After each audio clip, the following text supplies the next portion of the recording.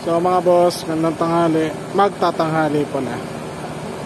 Eto, naghiwa sila kahapon. Yung mga hiniwa nila, tinatalian nila ngayon. Yan mga boss. Magiging ganito yan, mga nakatali.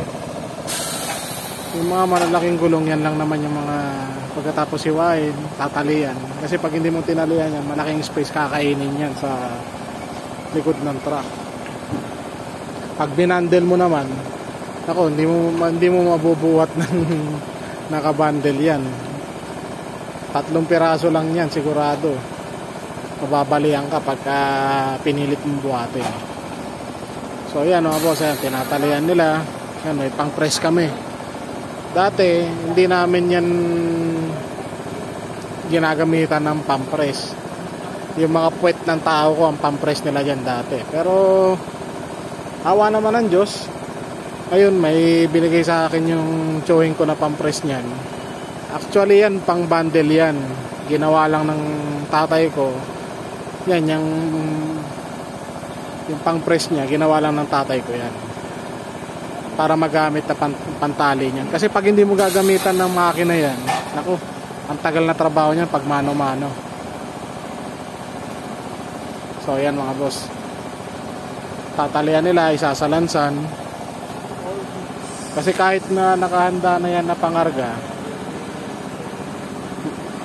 lagi naman may dumadating ng mga scrap na gulong dito sa amin. Pag hindi mo sininop ng maganda yan, yan laki ng space na yan, wala yan. Mauubos ka agad yan. Magsisikip ka agad. So, pagkatali, salansan. Tapos pagka may pagkakataon ng magkarga, yun, kakarga na kami.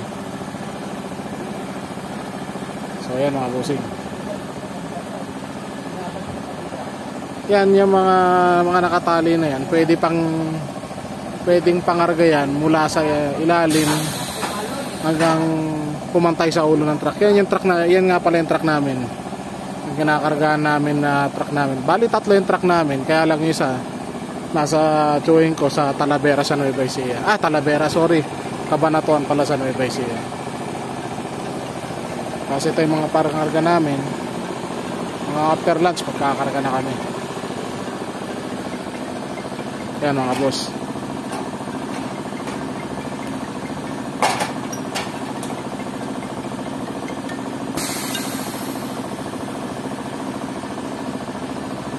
So, yun lang mga bossing. Kita-kita sa next video.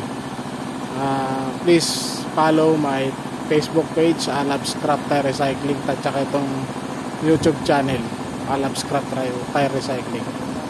Thank you mga boss.